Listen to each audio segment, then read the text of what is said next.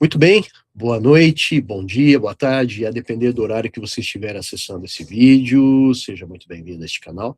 Nós estamos iniciando agora o capítulo 2 do livro de Daniel, e já iniciamos falando um pouquinho da parte histórica, quando nós vimos ali o capítulo 1. Você pode encontrar esse vídeo também neste canal, né? Está bem fácil, estamos fazendo na sequência, e seja muito bem-vindo. Convido que você abra a sua Bíblia agora, nós já oramos por esse estudo. Convido que você abra a sua Bíblia no capítulo 2 de Daniel. Nós vamos iniciar agora numa jornada muito importante, muito interessante, que descreve, então, o que aconteceu com Daniel, o primeiro desafio que Daniel enfrentou, agora na condição de cativo, né? Condição de cativo. Então, deixa eu compartilhar aqui uma tela para vocês. Deixa eu ver se está tudo certo. Sim. Deixa eu compartilhar aqui uma janela que vai ser essa aqui. Então, aqui está, então, capítulo 2 do livro de Daniel, e nós temos uma curiosa visão, né? A visão que não foi Daniel quem teve, foi um outro personagem, e ela apresenta ali também uma figura interessante, né? O sonho foi um sonho muito estranho, mas nós vamos ver o que este capítulo tem a nos apresentar. Então, como já falei, peço que você pegue a sua Bíblia, acompanhe, né? Para que você tenha aí uma visão clara do que esse estudo tem a oferecer para nós. Então, vamos lá. Vale lembrar que o Império Babilônico, ele teve a sua existência, né, como um império mundial, considerado mundial, do Reino Antigo, do mundo conhecido à época, né, entre os períodos 605 e 539 a.C., 605 a 539. Vou fazer aqui, deixa eu só abrir aqui, que chegou uma pessoa, então deixa eu adicionar essa pessoa que chegou aqui.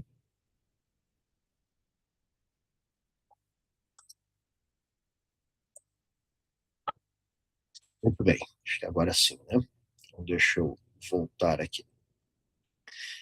Então, chegamos aqui, né, nesse período histórico de 605 a 539, e então, nesse contexto, nós adentramos no versículo 1 do segundo capítulo de Daniel.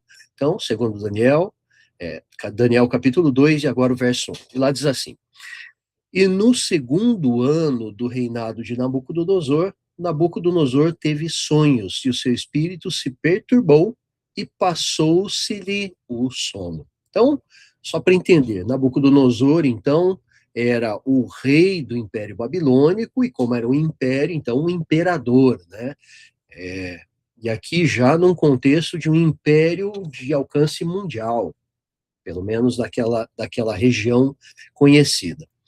E aí, quando a gente fala o segundo ano do reinado de Nabucodonosor, a gente pode supor que já se passaram os 3 anos de treinamento, que era comum ali ao Império Babilônico, né? Que eles treinavam aqueles que eram ali convidados, né, pela força, né, pelo poder da força, a se tornarem ali servos do imperador. E a gente supõe que isso aconteceu, e você pode ver essa descrição em 1 Daniel capítulo 1, verso 5 e também verso 18. Tá? É uma suposição, nós não temos com clareza isso, mas é bem provável que já havia passado, então, 3 anos, tanto para Daniel ali, quanto para os seus companheiros. Vamos para o verso 2.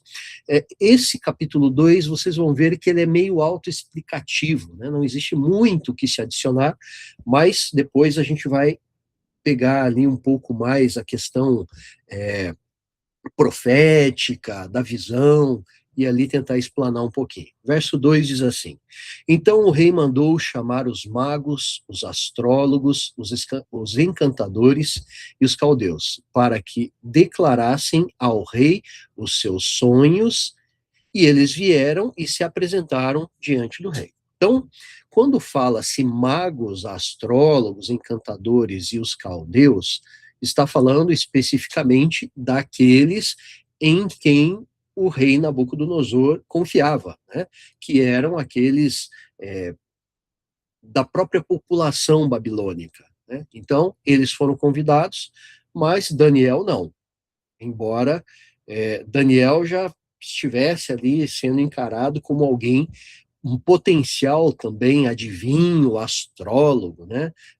Na percepção do rei. Verso 3 diz assim: E o rei lhes disse: Tive um sonho, e para saber o sonho está perturbado o meu espírito. Verso 4 diz assim: E os caldeus, esses adivinhos, encantadores, disseram ao rei em aramaico: Vive eternamente, ó rei. Dize o sonho a teus servos e daremos a interpretação. E aqui a gente entra numa curiosidade bíblica interessante, né? Qual que é a curiosidade bíblica? Deixa eu só ver uma coisa, mostrar a tela mesmo assim. Qual que é a curiosidade bíblica? A curiosidade bíblica é que até o verso 4 do capítulo 2, tá? Até o verso 3, mais especificamente, estava sendo escrito este livro estava sendo escrito na língua hebraica, e a partir desse momento agora ele passa a ser escrito em aramaico, né? Não existe assim uma explicação muito clara para isso, mas vale lembrar que o aramaico ele era a língua oficial do Império Babilônico à época. Então era como se fosse o inglês atualmente, né? Uma língua assim quase que universal para aquela região à época, ok? E este escrito em aramaico ele vai até o capítulo 7 de Daniel e aí então retorna para o hebraico. Vamos para o verso 5, que diz assim, deixa eu passar aqui, que eu acabei esquecendo de passar, voltar aqui, deixa eu só mudar aqui um pouquinho. Aí, desculpem, eu acabei esquecendo, eu preparei aqui uns slides, tá? Aqui a gente vê uma foto, logicamente que essa foto é uma foto criada com base nas descobertas históricas, né, de mais ou menos como seria o Império Babilônico. E uma característica que é muito notória para essa época, para o Império Babilônico, é que eles tinham um gosto muito bom, né? O Império Babilônico, a forma das construções eram muito bonitas. Então, aqui uma imagem que retrata mais ou menos o que era o Império Babilônico, e percebam que aqui na lateral vocês podem visualizar ali um leão, né? Então, um símbolo interessante. Aqui mais uma imagem também criada de como seria o Império Babilônico, né? Em especial ali o centro do Império, essa seria a imagem de como seria. Mas o interessante é que nós temos o atual para fazer a comparação disso. Então aqui, nós vemos aqui um registro histórico também do que seria então Nabucodonosor assentado no seu trono, e isso foi registrado em pedra, né? E o fato desse registro ter acontecido em pedra nos mostra então que ele realmente ali durou no tempo, né? Assim como os 10 mandamentos também foram escritos em tábuas de pedra para perdurar, então isso também aconteceu. Logo à direita aqui nós temos uma imagem que mostra o costume babilônico, né? Sempre que o imperador ele passava, eles jogavam ali folhas, né? De talvez oliveiras, enfim, né? Como uma forma de preparar ali o caminho para o imperador, que era praticamente tratado como uma divindade. Então é bem interessante isso. Aqui nós temos uma imagem também gerada, né, do que seria o Império Babilônico no ano 597, aproximadamente, o ano 597 a.C., e como ele é hoje. Detalhe, essa foto de baixo, ela é uma foto mesmo, tá? esse centro ali da Babilônia, né, onde seria o reinado, ele foi encontrado através de escavações, e eles conseguiram ali restaurar boa parte, né, do que atualmente no Iraque, então, o que era o Império Babilônico. Aqui a gente vê nessa foto à direita, no próprio Museu de Berlim, aqui, um dos portais que foi restaurado também como descoberta. Eles levaram parte disso para ficar como um registro histórico, né? Algo realmente muito grande. Deixa eu só adicionar mais uma pessoa que chegou.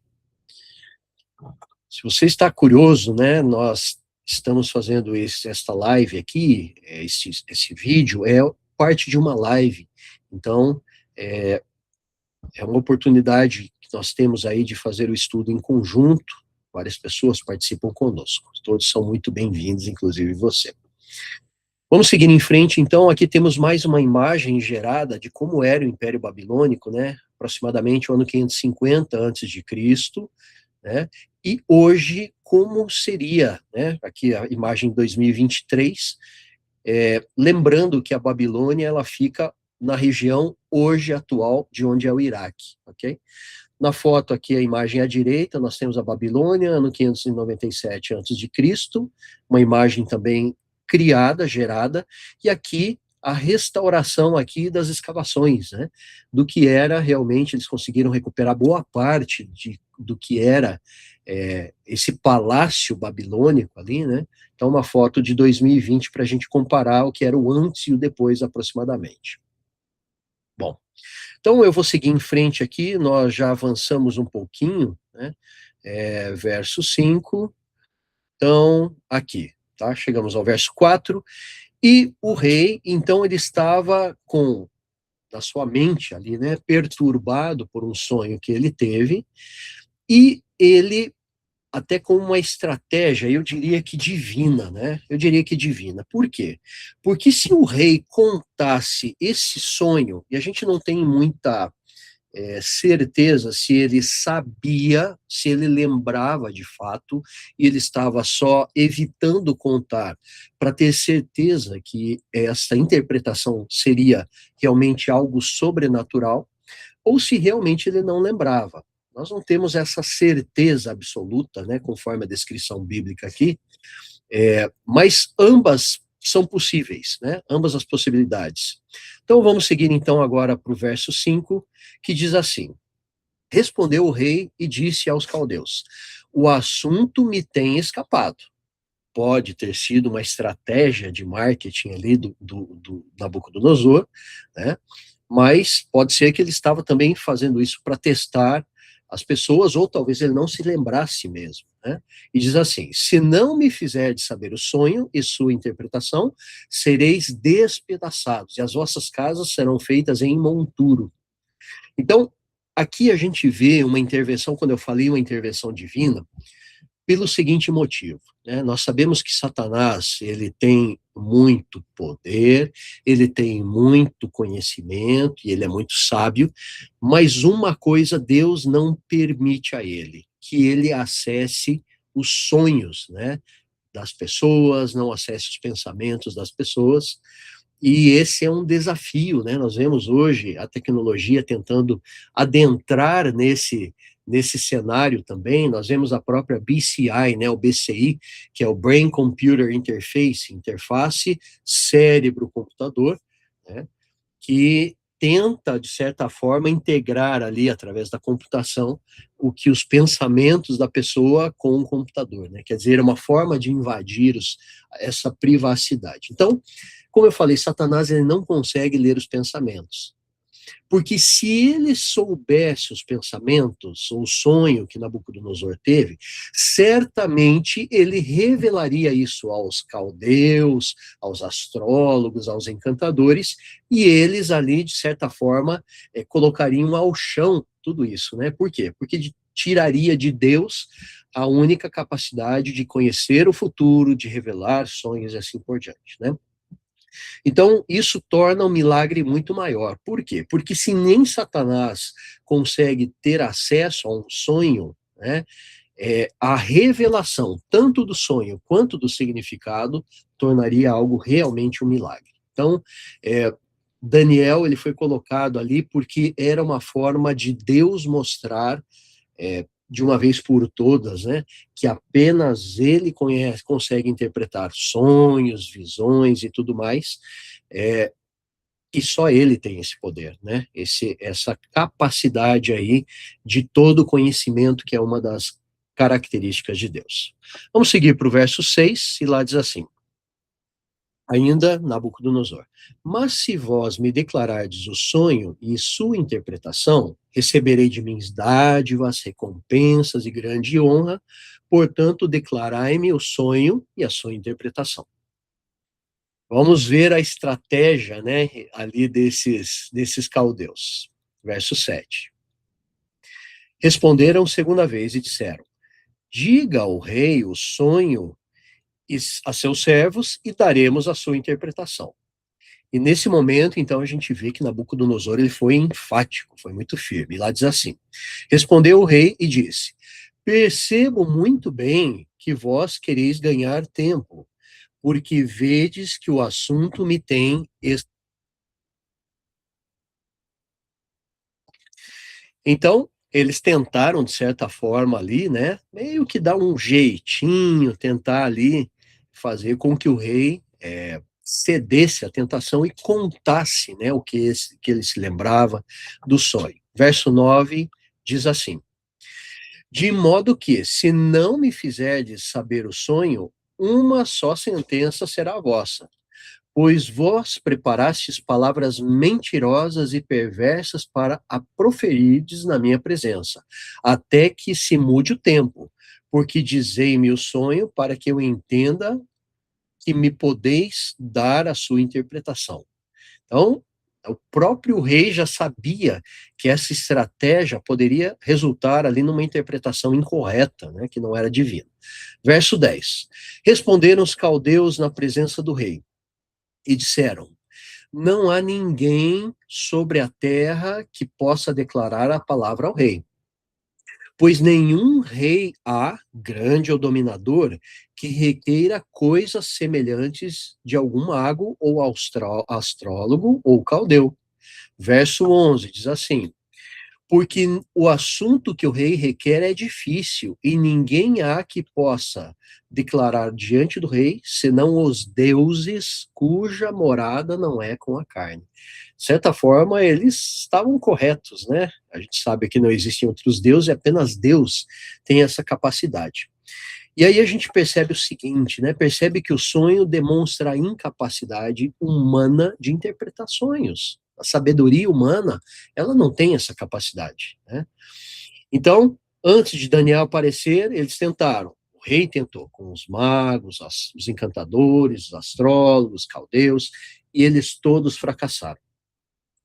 Isso é muito importante, por quê? Porque no Império Babilônico era muito a cultura e a crença de que realmente os astrólogos, esses adivinhos, eles tinham algum tipo de poder sobrenatural.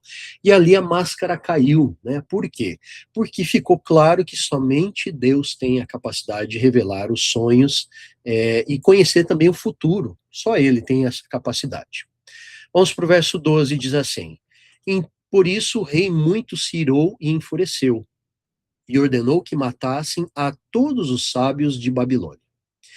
E saiu o decreto, agora verso 13, né? Saiu o decreto segundo o qual deviam ser mortos os sábios, e buscaram Daniel e aos seus companheiros para que também fossem mortos. Então, vejam, Daniel ele nem sabia o que estava acontecendo, seus companheiros também não sabiam o que estava acontecendo. Mas ali, por uma situação que talvez foi conduzida pelo próprio Deus, né, para que ele, no final, fosse exaltado, então, tudo isso acabou caindo ali no colo de Daniel e de seus amigos ali como praticamente uma maldição. Verso 14. Então Daniel falou avisada e prudentemente a Arioque, capitão da guarda do rei, que tinha saído para matar os sábios da Babilônia. Agora, verso 15 diz assim: respondeu e disse a Arioque: capitão do rei, Daniel falando. Por que se apressa tanto o decreto da parte do rei? Então Aríoque explicou o caso a Daniel. Até esse momento ele não sabia o que estava acontecendo, né? Então agora este chefe dos eunucos, né, que de certa forma criou ali uma certa afinidade com Daniel, ele explicou o que aconteceu. E o verso 16 diz assim: E Daniel entrou e pediu ao rei que lhe desse tempo para que lhe pudesse dar a interpretação. Verso 17, também bem autoexplicativo, né? Então Daniel foi para a sua casa e fez saber o caso a Ananias, Misael e Azarias, seus companheiros. Verso 18, para que pedissem misericórdia ao Deus do céu sobre este mistério, a fim de que Daniel e seus companheiros não perecessem, juntamente com o restante dos sábios da Babilônia. Então imagine a situação. Daniel, que num primeiro momento ali foi encontrado, né, com uma pessoa muito sábia, ganhou talvez uma certa simpatia do rei, agora por um decreto talvez de fúria de Nabucodonosor, ele acaba ali numa situação complicada, assim como todos os outros, né, adivinhos e interpretadores. Então, chega agora o verso 18 aqui, diz assim, né, para que pedissem misericórdia. E no verso 19, aqui a gente percebe um detalhe interessante, né? Primeiro, Daniel, ele poderia talvez tentar a mesma estratégia que os adivinhos tentaram, né? Olha, rei, fale o sonho que eu posso te ajudar com a interpretação, né? Mas ele não enrolou, ele não usou essa estratégia. Primeiro, ele sabia que ele não tinha essa resposta. Mesmo que o rei desse o sonho para ele, ele também não sabia essa resposta. Ele era um servo de Deus, uma pessoa muito sábia, mas ele sabia que isso ia muito além ali da sua capacidade, né? Então, o que ele faz? Ele ora, ele chama os seus amigos, convida para que eles orem, para que peçam a misericórdia de Deus, e eles esperam, então, que Deus, então, dê a resposta. E aqui nós vemos, então, Daniel ali, mais uma vez mostrando a sua capacidade de liderança e sabedoria, né?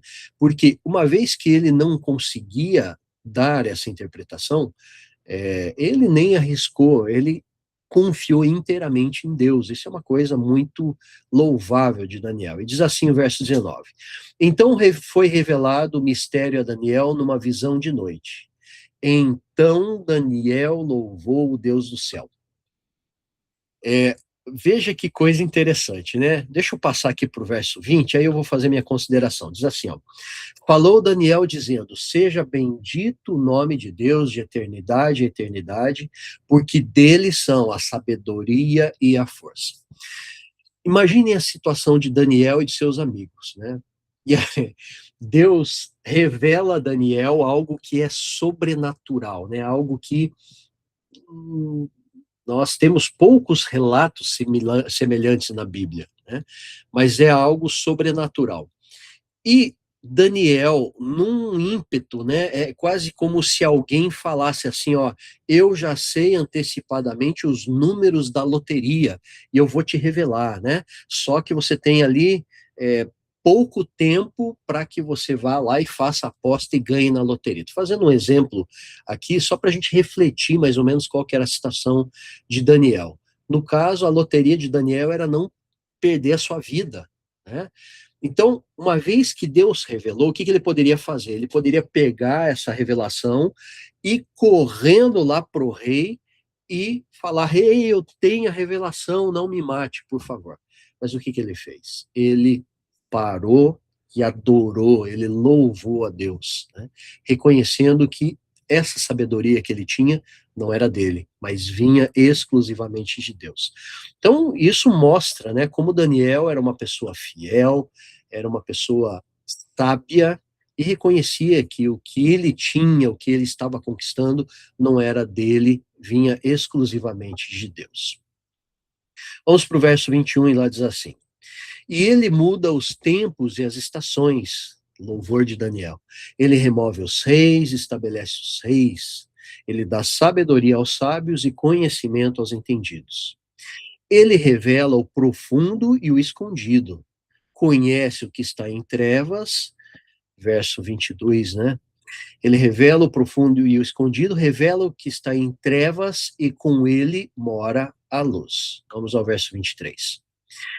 Ó Deus de meus pais, eu te dou graças e te louvo, porque me deste sabedoria e força, e agora me fizeste saber o que te pedimos, porque nos fizeste saber este assunto do rei. Verso 24. Por isso Daniel foi ter com Aríoque, ao qual o rei tinha constituído para matar os sábios de Babilônia. Entrou e disse-lhe assim: não mates os sábios de Babilônia. Introduze-me na presença do rei e declararei ao rei a interpretação. Veja, Daniel aqui, ele já estava atuando como um intercessor. Ele não estava preocupado apenas com a vida dele, estava preocupado também com aqueles sábios, adivinhos, caldeus, né? E ele foi lá, de certa forma, interceder por eles também. Verso 25. Então, Aríoque depressa introduziu Daniel na presença do rei e disse-lhe assim: achei um homem dentre os cativos de Judá, o qual fará saber ao rei a interpretação. Verso 26. Respondeu o rei e disse a Daniel, cujo nome era Beltesazar, né, aquela mudança que o próprio Nabucodonosor fez.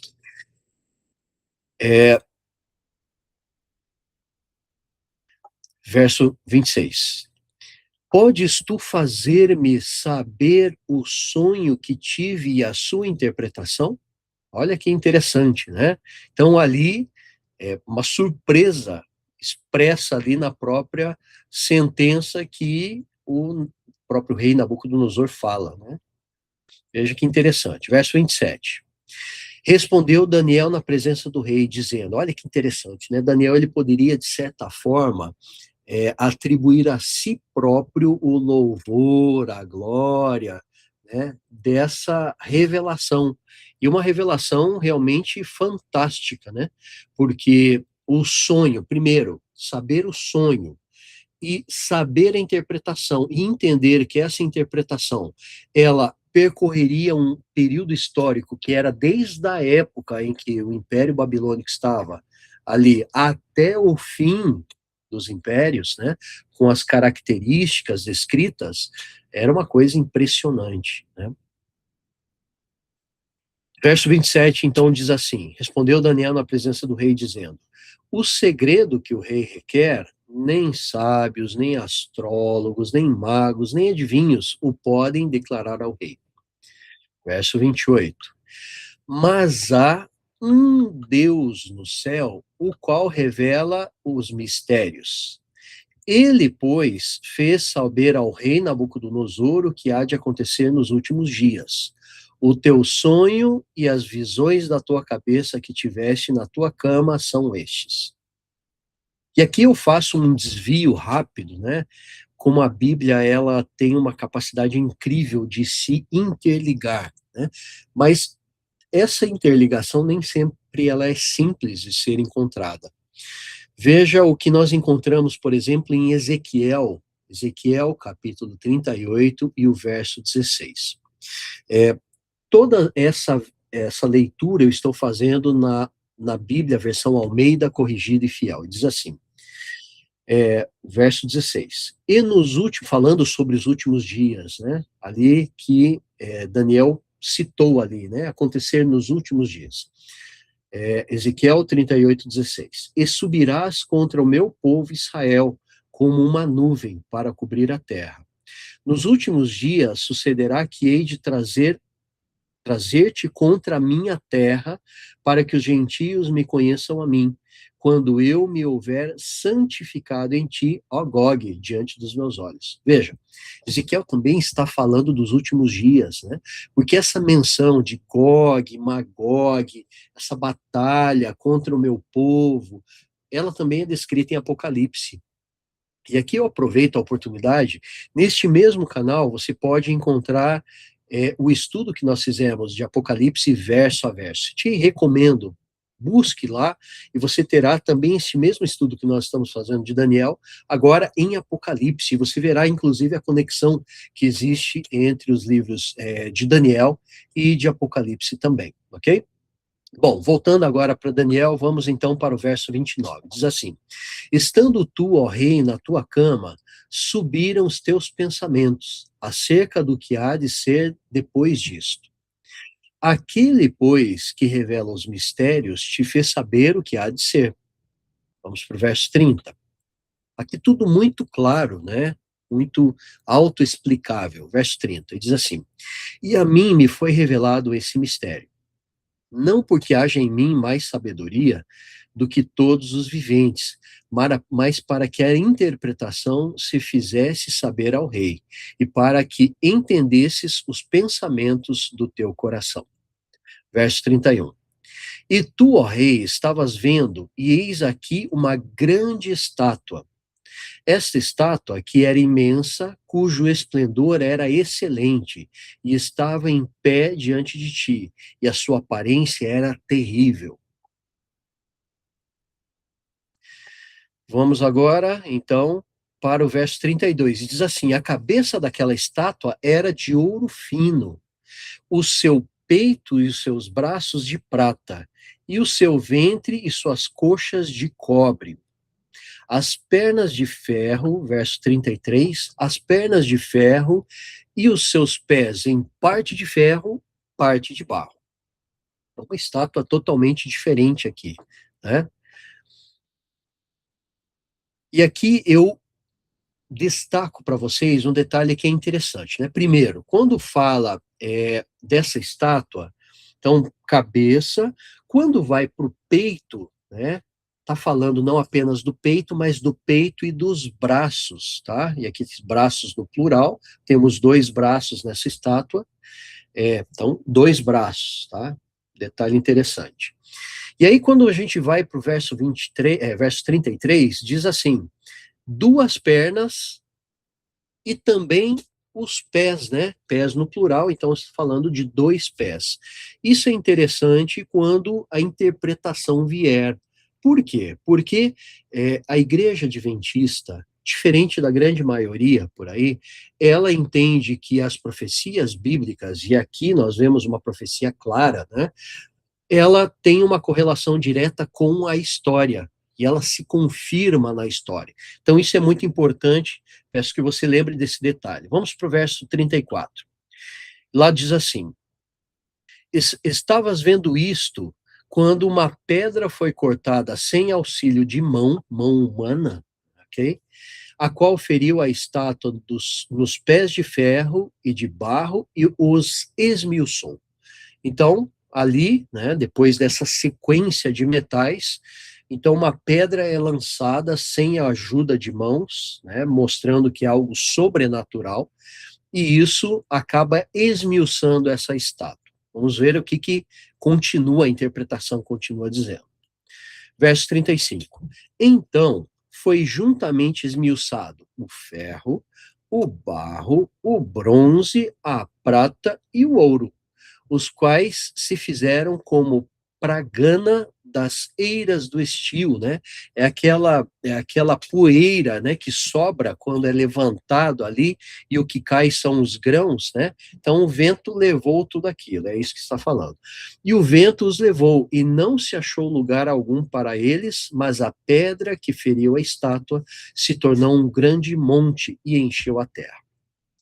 Então, olha só, eu vou mudar aqui o slide, e aqui nós temos a imagem dessa estátua. Olha que interessante, né? Uma imagem também criada, mas ela mostra, retrata algo que é interessante, tá? Nós vemos, então, como a descrição, a cabeça de ouro, nós vemos, então, a parte do peitoral e os braços de prata, né? Nós vemos o ventre e as coxas de bronze. Eu peço que você preste atenção nesse detalhe. Muitas vezes isso não é assim destacado, mas isso foi uma curiosidade que me veio, e a explicação também ela é muito interessante, né, quando a gente compara isso com a história. E aí vemos então as pernas, né, as pernas depois da coxa ali, a parte de ferro, os pés misturados como ferro e barro. Isso aqui claramente tem uma correlação histórica pela própria interpretação. Vamos seguir então para o verso 36, e diz assim: Este é o sonho, também a sua interpretação, diremos na presença do rei. Verso 37. Tu, ó rei, és rei dos reis, falando ali, né, de Nabucodonosor, a quem o Deus do céu tem dado o reino, o poder, a força e a glória. Então, olha que interessante, né? É, para Nabucodonosor, que naquela cultura da época era considerado quase como um deus, né? Agora, essa revelação coloca ele numa condição é, o sonho que ele teve já foi algo sobrenatural. De repente chega um império conquistado, um escravo que é levado lá, e ele dá interpretação. Então, para Nabucodonosor, as palavras de Daniel eram poderosas, né? Por quê? Porque quem poderia revelar um sonho, senão algo sobrenatural, uma divindade? Ele teve que se submeter a isso. Então, Daniel fala: o teu poder, o teu reino, você que é rei dos reis aqui na terra, esse poder foi dado por Deus. Tá? Ele que te deu o poder, a força e a glória. Muito interessante. Vamos para o verso 38, e diz assim: E onde quer que habitem os filhos dos homens, na tua mão, para o rei Nabucodonosor, né? Entregou os animais do campo, as aves do céu, e fez que reinasse sobre todos eles. Tu és a cabeça de ouro. Olha que interessante, né? Então, falando que a estátua não era o império babilônico, mas era apenas a cabeça que era uma cabeça de ouro. Vamos para o verso 39 agora. Depois de ti se levantará outro reino inferior ao teu, e um terceiro reino de bronze, o qual dominará sobre toda a terra. Tá? E aí, um detalhe que é interessante, né? Quando a gente vê que aqui Daniel deu a interpretação historicista da profecia, né? Então não estava falando de pedaços ou de uma ideia moral que está por trás disso. Não, nada disso. Está vinculando a profecia com história, sucessão de reinos. Né? Isso é muito interessante. E aí, o que a gente consegue entender? Quando a gente vê Daniel falando que o reino vai ser inferior, aqui ele não está falando que será inferior em capacidade, em área conquistada, não será inferior em exército, poderio, nada disso. O que ele está falando do Império Babilônico, né, que embora era um império da época, ele estava falando de outros aspectos, como, por exemplo, beleza, cultura, valores morais, né? Uma vez que a história nos mostra que conforme o tempo foi passando, cada vez as pessoas se tornaram mais más, né? Então é interessante isso. Então, aqui nós vemos essa descrição, né? Que Nabucodonosor representava um império que seria sucedido. Em algum momento isso ia acontecer. Vamos então agora para o verso 40, e diz assim: E o quarto reino será forte como o ferro, pois como o ferro esmiuça e quebra tudo, como o ferro que quebra todas as coisas, assim ele esmiuçará e fará em pedaços. Olha que interessante, né? Então, não era questão de poderio, porque ali ele descreve um império que era muito poderoso, né? Mas, num outro sentido, no aspecto ali, no aspecto militar. Verso 41. E quanto ao que viste dos pés e dos dedos, em parte de barro de oleiro, em parte de ferro, isso será um reino dividido. Contudo, haverá nele alguma coisa da firmeza do ferro, pois viste que o ferro misturado com o barro de lodo, né? Então, a gente sabe que se você tentar, mesmo misturando ferro com barro e secando ali, né, o barro para que fique duro, ele não fica uma liga firme, né? não fica uma liga firme. Então, da mesma forma, historicamente, aconteceria de que reinos teriam uma certa correlação, mas não se juntariam de fato. Isso é uma coisa interessante.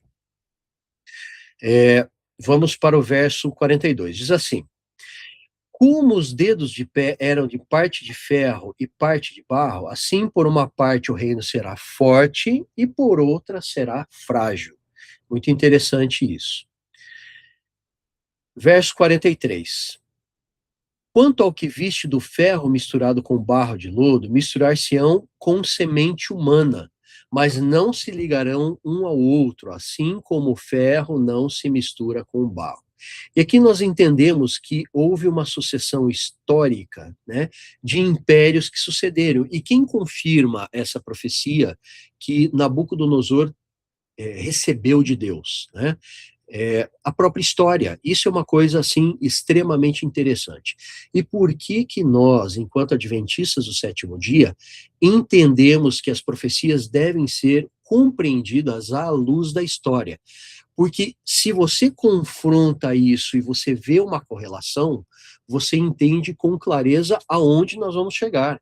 Agora, se você desvincula uma coisa da outra, perde-se o sentido, ok? Então, convido a você que realmente tente sempre trazer ali a luz das profecias com a história. Por quê? Uma vez que a profecia se confirme, você terá ali, então, certeza que a profecia de Deus é verídica e, mais do que isso, né, que ela mostra com clareza o que vai acontecer até o final dos tempos. E um outro detalhe interessante, né, falando sobre o que Ellen White, uma escritora adventista, escreveu num livro chamado Profetas e Reis, ela comenta, por exemplo, da tentativa frustrada de Napoleão ao unificar, né, uma tentativa de unificar ali o ferro e barro. Nós sabemos historicamente que o ferro e barro representam os reinos que sucederam Roma, né? E Roma se tornou a Europa. Então, até hoje nós vemos claramente, né, que a Europa ela, embora seja ali uma região unificada, ela não representa reinos unificados, nem domínios, países unificados, né? Cada um ali tem, né, a sua relação de força e fraqueza, né? Então, isso é um detalhe muito interessante. Vamos para o verso 44. Mas nos últimos dias desses reis, o Deus do céu levantará um reino que não será jamais destruído, e este reino não passará a outro povo. Esmiuçará e consumirá todos esses reinos da estátua ali, mas ele mesmo subsistirá para sempre. Verso 45. Da maneira que viste que do monte foi cortada uma pedra sem auxílio de mãos, e ela esmiuçou o ferro, o bronze, o barro, a prata, o ouro, o grande Deus fez saber ao rei o que há de ser depois disso. Certo é o sonho e fiel a sua interpretação. Que coisa incrível isso, né? Porque essa visão ela relata com precisão os reinos, dando as características dos reinos, né? E detalhes assim que a história confirma com precisão. Vamos para o verso 46. Então o rei Nabucodonosor caiu sobre sua face e adorou a Daniel e ordenou que lhe oferecessem uma oblação e perfumes suaves.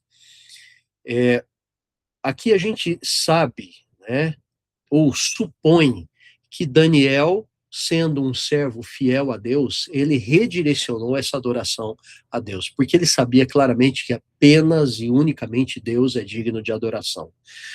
E aí a gente vê isso na sequência aqui, vamos para o verso 47, diz assim: respondeu o rei a Daniel e disse: certamente o vosso Deus é Deus dos deuses, e o Senhor dos reis e revelador de mistérios, pois pudeste revelar este mistério. Veja que interessante, né? Aquele mesmo Nabucodonosor, assim, orgulhoso, né? Com pompa, com ostentação do seu poder ali, que falou: se vocês não me revelarem o sonho e o significado, eu vou despedaçar, né? ele se colocou numa condição aqui de escravo, de servo, se humilhou diante de algo que ele percebeu que era muito maior do que ele. Isso é uma coisa incrível, né? Incrível que a palavra de Deus nos retrata e a história também nos retrata, uma vez que foram encontrados ali vários relatos que comprovam essa questão, né? Que a Bíblia apresenta também. Vamos para o verso 48, diz assim: então o rei engrandeceu a Daniel, ele deu muitas grandes dádivas, e o pôs por governador de toda a província de Babilônia, como também o fez chefe dos governadores sobre todos os sábios da Babilônia. E aqui um detalhe interessante. Estima-se que Daniel ele tivesse aproximadamente entre 17 e 20 anos nessa época, né? Era um rapaz, era um rapaz. E ele se torna ali, então, representante, um governador, né, pouco abaixo ali do que era o rei Nabucodonosor.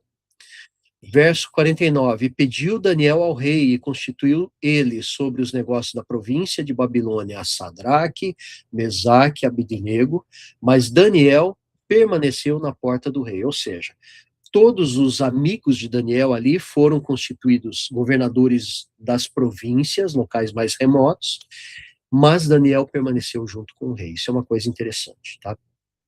Eu vou passar aqui agora uma interpretação que eu acho que é interessante que a gente foque, né? E mostra aqui a sucessão dos metais que foram descritos aqui, tá? Então, olha só que interessante. Primeiro, a cabeça ela era de ouro. Em termos de valor econômico, o ouro ele tem muito valor, mas a resistência do ouro ela é baixa. Se você perguntar para um ourives, né, por exemplo, quando a gente fala de alianças, né, elas dificilmente você vai encontrar uma aliança de ouro 24. Você sabe por quê? Porque o ouro de 24 quilates, ele é um ouro mole, ele não vai ter firmeza, sustentação. Então, para que ele fique firme e duro, ele tem que ter uma liga com outros metais. Olha que coisa interessante, né? Então, o ouro, embora ele tenha muito valor, ele é de baixa resistência. E a gente viu isso pela duração do próprio Império Babilônico, né, que foi um período curto, de alto valor, mas um período bem curto. Na sequência, temos então o peito, que é de prata, que tem um valor econômico menor do que o ouro, mas tem uma resistência maior do que o ouro. Olha que interessante, né? Então, como a característica desse metal ele vai mudando, né? E a gente percebe isso nitidamente pela história. A história nos comprova isso. O ventre, que representa o bronze, é o menor de todos em relação ao ouro e à prata, né? Mas ele ainda tem uma resistência maior do que o ouro e maior do que a prata. Que coisa curiosa. Quando nós vamos para as pernas, que são de ferro, temos um valor econômico baixo, mas uma resistência muito alta. Olha que interessante, né? E tanto é retratado que o ferro ele esmiuça, ele era utilizado para as armas, né? Os armamentos, as ferramentas eram utilizadas com ferro. E quando a gente vai para os pés, que são ferro mais barro, em termos de valor econômico, é praticamente nulo e a resistência extremamente frágil. Olha que interessante, né? Historicamente, qual foi a sucessão de reinos? Como nós tivemos ali a cabeça, né, que era o Império Babilônico, o próximo império mundial que sucedeu à Babilônia foi a Medo-Pérsia. E a Medo-Pérsia, ela era formada por uma junção de dois impérios, né, que eram os Medos e os persas. Então, veja como a estátua, né, que tinha ali os dois braços de prata, já descreviam isso. É uma precisão que é incrível. Apenas Deus conseguiria fazer algo semelhante a isso, com antecedência. O ventre ali, ele é descrito como sendo de bronze. Mas um detalhe que é interessante, talvez você não pensou nisso, né? O ventre e as coxas são de bronze. Então, quando fala coxa, nós estamos falando de perna também. Então, parte dessa perna é de bronze. Eu não sei se você já pensou nisso, né? Parte dessa perna. Então, Nós temos ali Babilônia, depois tivemos a Medo e a Pérsia, que sucederam, né? Depois tivemos Grécia. E a Grécia, ela tem uma relação muito interessante, né? Então, o bronze representando a Grécia tem uma relação muito interessante, por exemplo, com o ferro, que é o próximo reino. E na história, isso é comprovado como sendo o Império Romano, né? Então, o que acontece? Diferente, por exemplo, da relação da cabeça de ouro com o peito de prata, ou do peito de prata com o ventre de bronze e as coxas de bronze também, ali nós tivemos, assim, batalhas que foram decisivas e mudaram ali um império para o outro, né? Isso aconteceu com a Babilônia e a Medo-Pérsia, e também com a Medo-Pérsia e a Grécia. Agora, quando nós vamos para a Grécia e Roma, a forma da conquista, da dominação e da mudança do Império Mundial, ela é diferente, tá? E a estátua retratava isso também, muito embora a gente talvez não pense nesse detalhe, ok?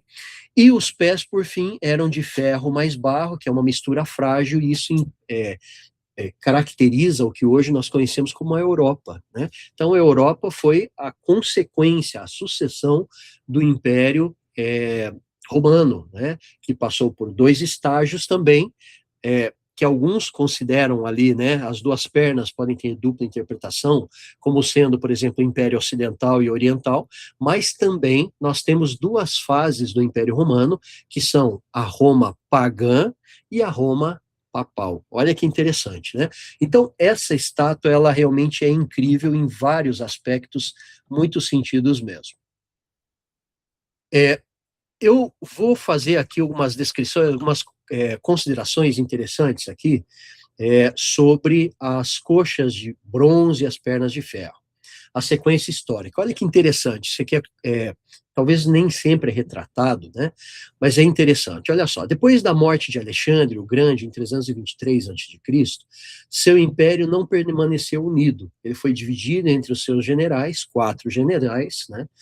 Cassandro, Seleuco, Lisímaco e Ptolomeu, nós já sabemos isso, e eles formaram 4 grandes reinos helenísticos. Com o passar do tempo, nós sabemos que o que sobrou foi o Império Seleucida, reino norte, e o Ptolomaico, reino do sul ali, né? Desses 4 acabaram virando 2. O Seleucida, a Síria e a grande parte do Oriente, e o Ptolomaico, a região do Egito ali. E também ali o Antigônida e o Macedônico, né? E os macedônios pela influência sobre a Grécia e outros estados menores também. E aí, o que acontece? Durante esse período do Império Grego, Roma começa a interferir na Grécia. Isso não foi, assim, uma única batalha, isso foi acontecendo aos poucos, uma coisa bem interessante. Então, o primeiro grande confronto foi a Primeira Guerra Macedônica, que aconteceu entre o ano 214 e 205 a.C., contra Filipe V da Macedônia, Roma, né? Roma ainda estava envolvida na Segunda Guerra Púnica contra Cartago e não conquistou a Macedônia nessa ocasião. Depois veio a Segunda Guerra Macedônica, que aconteceu entre o ano 200 e o ano 196 a.C. Aí Roma derrotou Filipe V na Batalha de Sinoscéfalas, nome difícil de pronunciar aqui, no ano 197 a.C. E aqui acontece algo interessante, né? Roma não anexou imediatamente a Grécia. Ela declarou liberdade aos gregos, mas passou a exercer enorme influência política. Olha que coisa curiosa, né? Então, quando fala de perna, e por isso que eu falei desse detalhe que muitos não prestam atenção, a perna ela é parte bronze e parte ferro, né? Por quê? Porque a gente vê ali uma fusão, muito interessante isso. Roma enfrenta o Império Seleucida, e aí Roma seguinte foi o enorme Império Seleucida, governado por Antíoco III. Roma derrota Antíoco III na Batalha da Magnésia, em 190 a.C.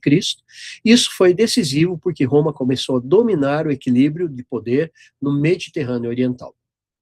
E aí, na sequência, finalmente a Macedônia, né, que fala dos gregos ali, Império Macedônico, né, da Grécia, finalmente cai.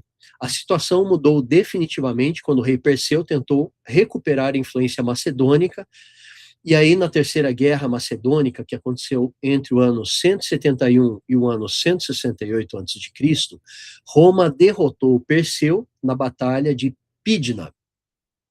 A Macedônia deixou de ser uma grande potência independente, e em 146 a.C., Roma destruiu Corinto, depois da revolta de Liga Aqueia. E esse ano é especialmente importante porque a Grécia passou efetivamente para o domínio romano. Então, veja como isso foi acontecendo gradualmente, né? Gradativamente. Então, não foi quase que uma mistura ali greco-romana, isso é muito curioso. E aqui mais uma curiosidade, né? E o Egito nessa história toda? O último grande reino helenístico foi o Egito dos Ptolomeus, né? E aí a gente vê relatos, isso até na história, filmes retratando isso, em que surgem Cleópatra e Sétima, né?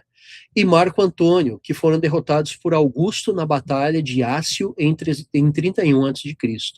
Em 30 a.C., o Egito tornou-se uma província romana. Olha que coisa interessante, né? Esse detalhe da junção, da fusão, e aqui eu coloco o slide aqui, um resumo, né, dessa sucessão, mostra claramente a relação entre Grécia e Roma, né? Eles se fundiram. E aí faz muito sentido você entender por que muitos dos deuses gregos acabaram sendo assimilados pelos romanos, né? Muitas vezes mudaram de nome, mas continuaram os mesmos deuses, né? E então essa relação muito próxima entre Grécia e Roma. Queridos, caminhando aqui para o nosso final, o que nós entendemos com isso tudo, né? Nós podemos perceber que Deus está no controle da história. Muitos dizem, mas Daniel não foi escrito quando ele supostamente foi escrito, mas não tem como você não se impressionar com a clareza dos detalhes que é dada apenas numa estátua. Uma estátua com partes, né, com partes diferentes, mas que resume a história da humanidade. Isso nos leva, mais uma vez, a entender que Deus está no controle de tudo.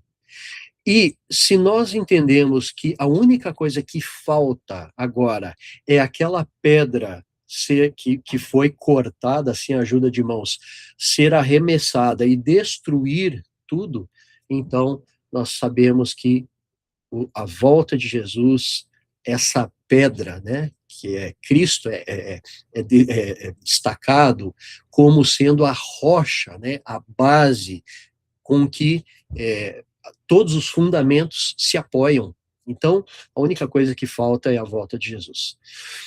Que Deus abençoe, que traga clareza, entendimento, e que nós possamos entender sempre as profecias bíblicas à luz da história. Isso vai fazer muito sentido, vai abrir os seus olhos e você vai entender aí quantas coisas maravilhosas a gente pode entender através das profecias bíblicas. Que Deus o abençoe, obrigado pela sua participação aqui conosco, e nós nos encontraremos novamente no nosso próximo estudo, e eu te espero